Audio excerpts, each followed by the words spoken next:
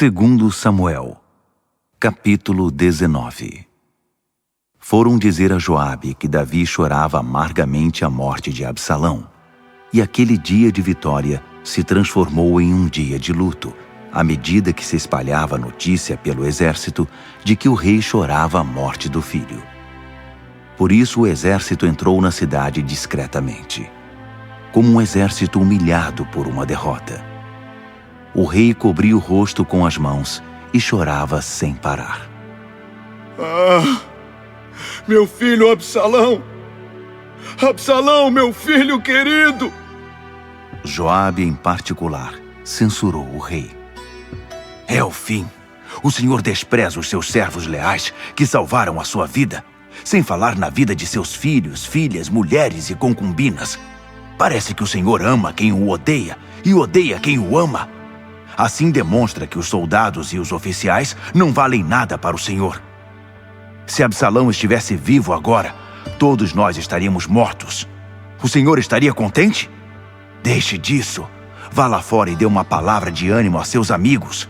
Assim como vive o Eterno, se o senhor não for, todos o abandonarão. Ao anoitecer, não haverá um único soldado aqui. A pior coisa que poderia acontecer. Então o rei saiu e ficou em seu lugar na entrada da cidade. Logo todos o notaram. Veja! O rei veio nos receber! Todo o exército se apresentou ao rei. Mas os israelitas fugiram do campo de batalha direto para casa. Enquanto isso, o povo de todas as tribos de Israel reclamava com os líderes. Não foi o rei que nos salvou das mãos dos inimigos e nos livrou da opressão dos filisteus? Depois, ele teve de fugir do país por causa de Absalão. Agora Absalão, a quem proclamamos rei, está morto. O que estamos esperando? Por que não trazemos o rei de volta?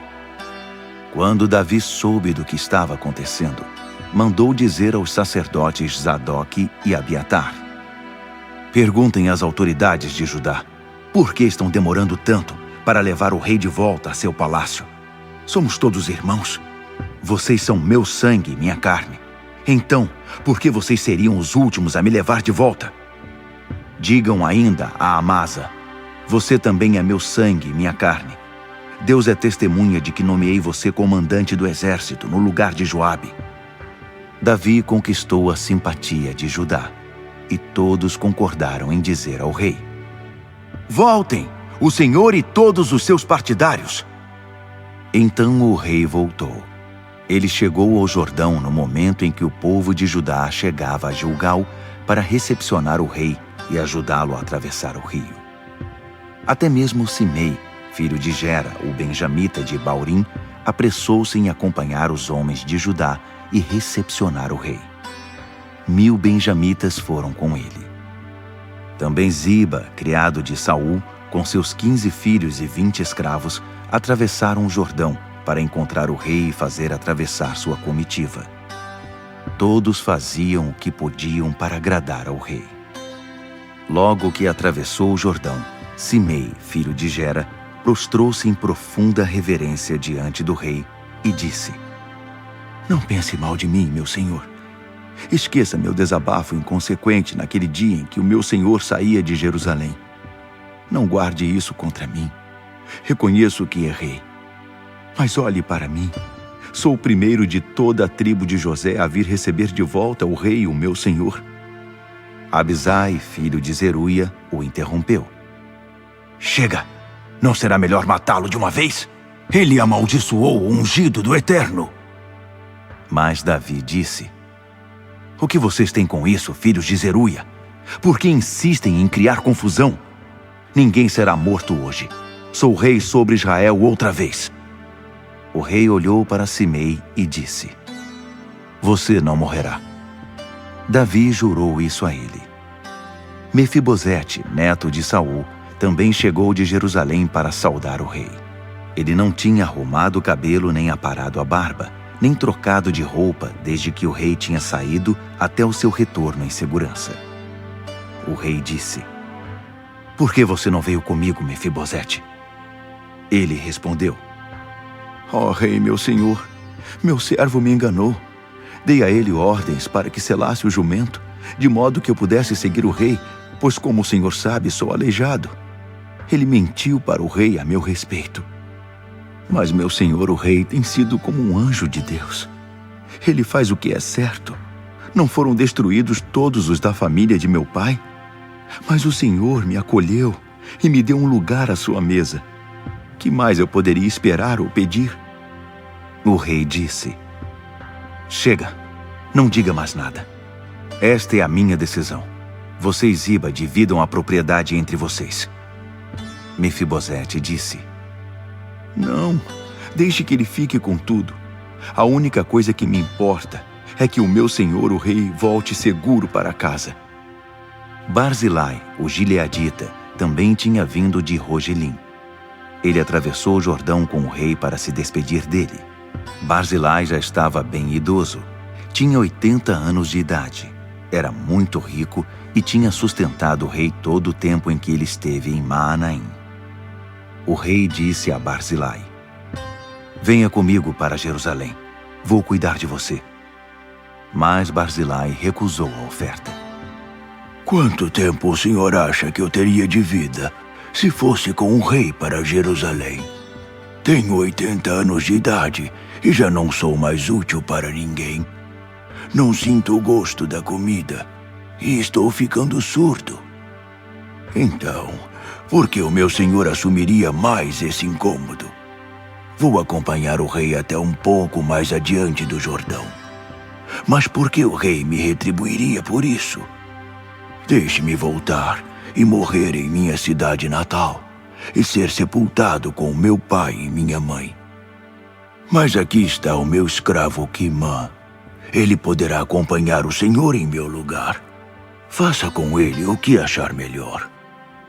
O rei disse: está bem, Quimã irá comigo. Eu cuidarei bem dele.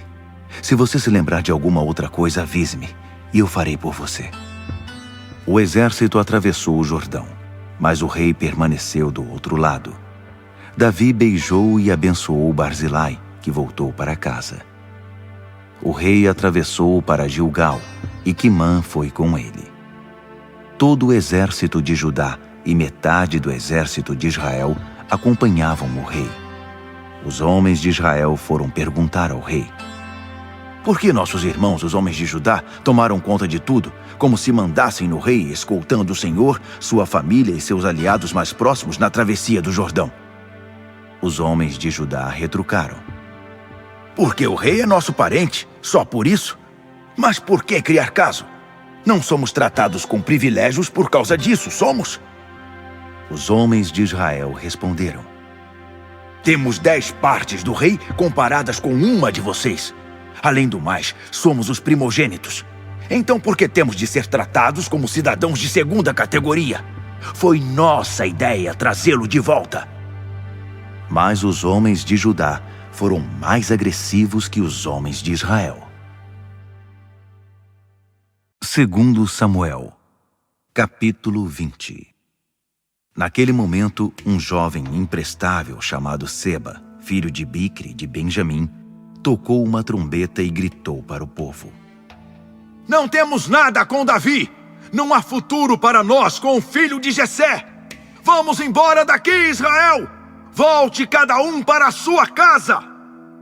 Todos os homens de Israel abandonaram Davi e seguiram Seba, filho de Bicri. Mas os homens de Judá permaneceram leais a ele. Acompanharam o rei desde o Jordão até Jerusalém. Quando o rei Davi chegou de volta a Jerusalém, tomou as 10 concubinas que deixara vigiando o palácio e as isolou sob a proteção de guardas. Ele supria as necessidades delas, mas não as visitava. Elas ficaram praticamente prisioneiras até a morte, viúvas de marido vivo. O rei deu ordens a Amasa: daqui 3 dias, reúna os homens de Judá. Amasa foi cumprir a ordem, mas demorou a voltar. Por isso Davi disse a Abisai: Seba, filho de Bicri, nos atacará e fará pior que Absalão. Reúna meus homens e vá à procura dele, antes que se refugie em alguma fortaleza na qual não consigamos apanhá-lo.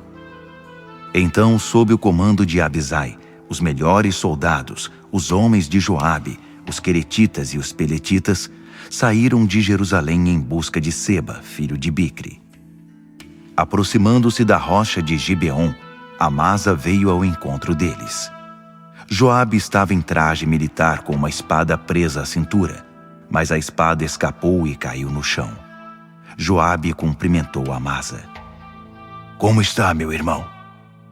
E segurou a barba de Amasa com a mão direita, como se fosse beijá-lo.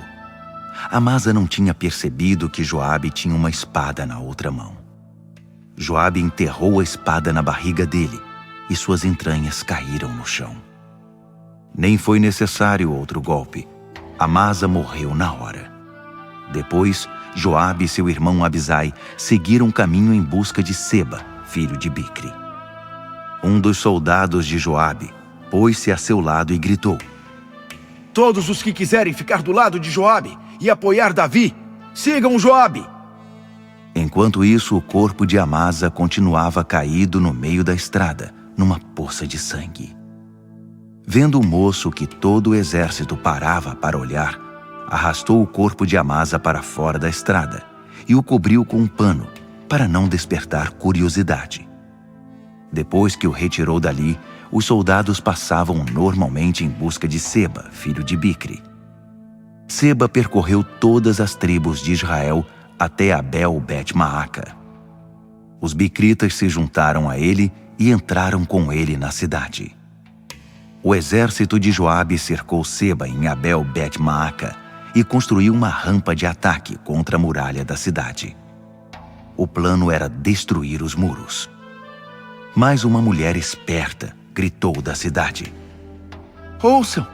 Digam a Joabe para chegar até aqui. Quero conversar com ele. Quando ele se aproximou, a mulher perguntou: Você é Joabe?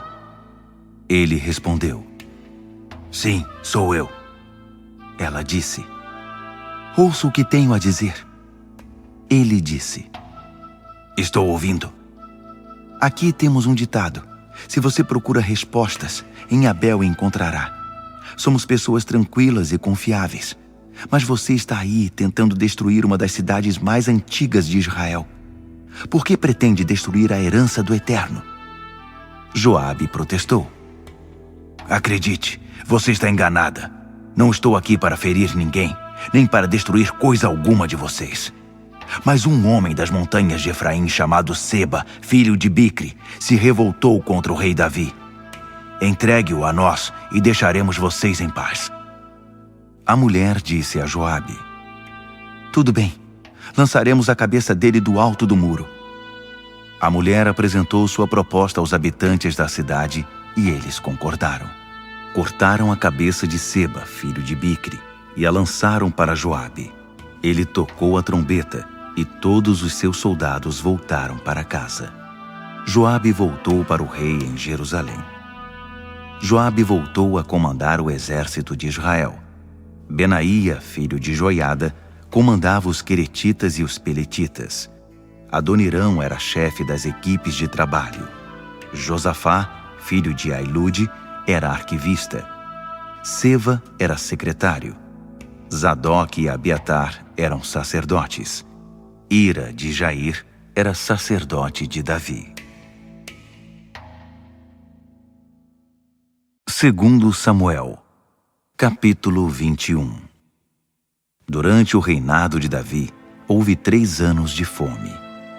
Davi buscou o Eterno e ele disse: Essa fome é por causa do sangue dos gibeonitas, derramado por Saul e sua família.